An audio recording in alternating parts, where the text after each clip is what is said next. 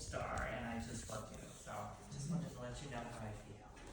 All right, so Halloween is coming up, so I thought I'd read something from my homage to 80s horror, which is called How Do You Deal with a Dead Girl?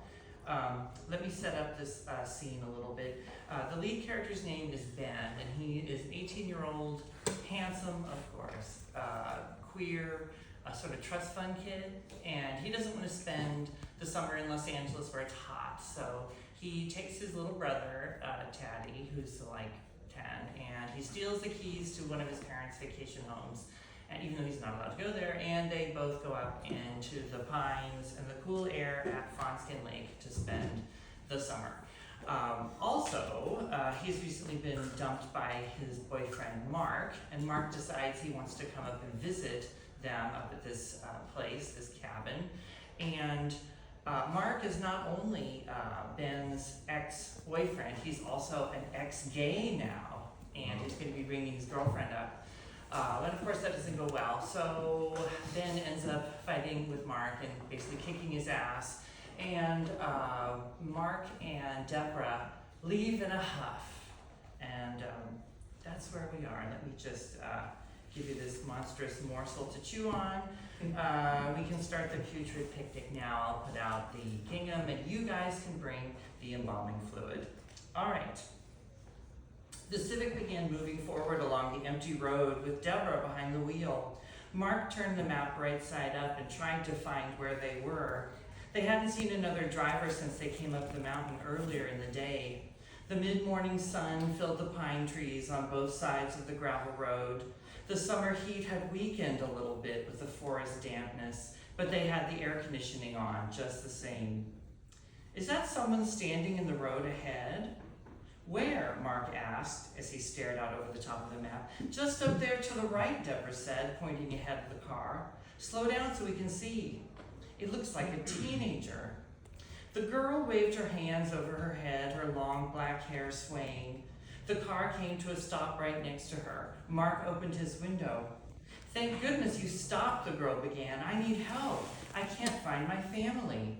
We were on a picnic and I got separated, and now my puppy is stuck on a rock in the lake. Can you help me? It'll only take a few minutes." "Oh, baby, help the poor girl with her puppy," Deborah said. "But aren't we in a hurry to get home?" "Come on, Mark, help the poor girl out," Deborah said and batted her thick eyelashes at Mark. "It's the right thing to do." "But don't you want to get home before rush hour?" "There's no one else around. This might be a test, maybe part of the big plan." "You're right," Mark said, suddenly reconsidering. "I'll do it." "That's the true way," Deborah added happily. It'll all be over before you know it," the girl said cheerfully, a big smile on her lips. "Let's pull the car off onto the shoulder." "Watch out, I'm going to pull the car over," Deborah shouted at the girl through Mark's open window.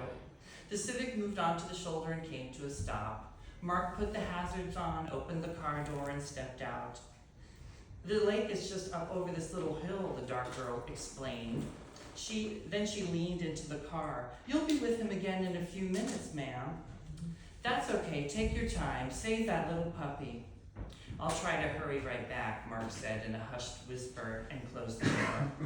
Deborah watched as the teenage girl led Mark up the hill. They disappeared into the waiting forest. She looked at herself in the rearview mirror. Her eyelashes were still mascara, dark sable, and her blue eyeliner was holding its own against the ravages of the damp mountain air. Deborah adjusted her large gold hoop earrings. Deborah had always wanted to turn a gay person away from the sinful darkness and towards the light. Mark had been her first recruit. She met Mark at the June cotillion dance at the Ironwood Country Club. He went to a different prep school than she did. Deborah sensed how unhappy Mark was. She knew instantly that he must be gay. She put aside her usual disgust and approached him. After all, he was handsome in a Tom Cruise kind of way. It all went easily. They made a date for the following week for coffee. She was as nervous as a long-tailed cat in a room full of rocking chairs when date night arrived. Deborah knew she'd have to use all of her female powers to try to pull Mark away from the gay lifestyle. She was surprised that he already wanted to try a normal relationship. What they said about people hitting bottom and being teachable is so true. It felt good to be doing the right thing as part of the big plan. It had all happened like a Disney fairy tale, and she was Cinderella at the end. Deborah came out of her reverie and looked at her watch. 20 minutes had passed. I wonder what's taking them so long. Maybe I should go see if they need some help. After all, I am good with animals. Deborah grabbed her Galaxy phone and her keys and stepped out of the Civic. She walked in her high heels up the embankment and into the tree line. She could see the lake shining down the hill. She stepped carefully between the tall redwoods. She paused for a moment to get her balance and looked up into the spreading branches above her. A few scrub jays flew across the canopy, and Deborah saw a squirrel eating something. Oh, I love being here in the woods. Nature is so magical. As she got closer to the water, she couldn't see anyone along the shore. She stepped out onto the rocky beach and looked up and down the lake. "Mark," she called out. "Mark, where are you?" There was no answer. "Mark?" She heard a bird cry out in the pine trees behind her, and then all was quiet. She held up her phone and turned it on. Darn, there's no signal up here. Maybe they went back to the car a different way and I missed them. Deborah turned around and walked in the opposite direction. She had a much harder time getting up the hill in her heels. She wobbled and shook. At the hilltop, she looked down, but there was no one waiting for her at their car. It sat blinking and empty. Maybe I missed them again when they came back to the lake to search for me. Deborah continued back down the hill and ended up on the rocky shore again. "Mark, where are you?" she shouted. "Are you playing a joke on me? This is not funny." The little waves came in and slapped on the black cobbles. There wasn't another person out on the lake this late in the morning. Where is everyone? Maybe I should just go back and wait at the car. At least they'll know that I'll be there. That's probably the best thing to do. 20 feet from the shore, a huge pool of bubbles rose up and gurgled noisily. Deborah turned to look. The white water seethed and frothed. From the very center, something dark emerged. It looked like someone's head and shoulders, but it was covered in green slime and rotting leaves. From under the clinging slime, a face appeared, pushing its way through the slippery mess. Deborah moved closer and squinted her eyes to see. "It hurts," the face said, grimacing in agony. "Mark," Deborah squealed with fear. "Run!" "What?" Deborah called out. Before he could answer, though, a blackened, branch-like hand reached out of the water, grabbed the top of Mark's head with its long fingers, and pulled him, gurgling loudly, back down beneath the surface. "Mark!" Deborah shrieked. "Oh my God, Mark!" "Do you want to know what happened to him?" Deborah whipped around and stood face to face with the dark-haired girl. She stared at her in total disbelief. Her mind recoiled. "I said, do you want to know what happened?" the girl asked again firmly. "Yes, please. We have to go help him." "That's okay. You're going to find out," the girl shouted, and then shoved Deborah backwards into the chilly water. Deborah sputtered and thrashed in the cold lake. Both of her shoes came off. Her phone and her keys sank into the slimy stones. She placed her right foot on the rocky bottom and tried to stand up when she felt something grab around her other ankle. It prickled with sharp spines that cut into her flesh.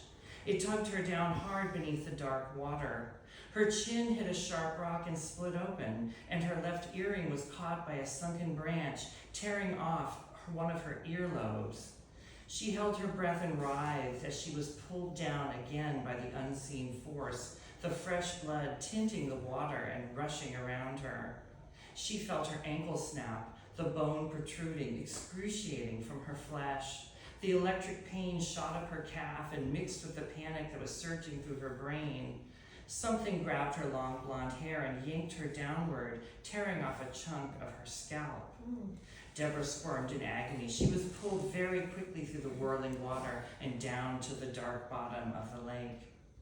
It was freezing cold and murky, but light enough to see around her. There was Mark, right in front of her, struggling beneath layers of twisting roots.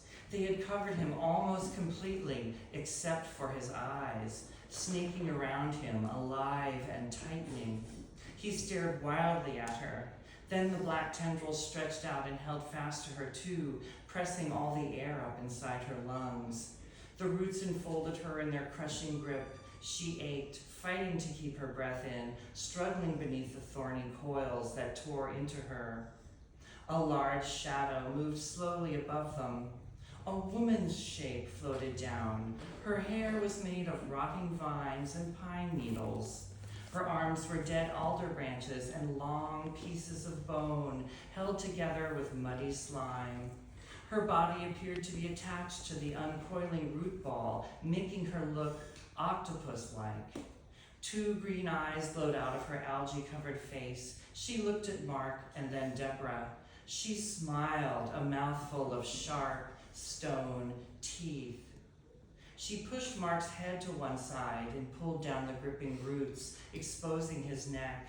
The last few air bubbles rose from Mark's mouth as he stopped struggling and went limp. The woman leaned in and fed. Black blood swirled up in the current. Deborah kicked her legs and screamed out the last bit of her held breath. And then the woman reached out her arms and pulled Deborah down into her cold, dark embrace. Oh well.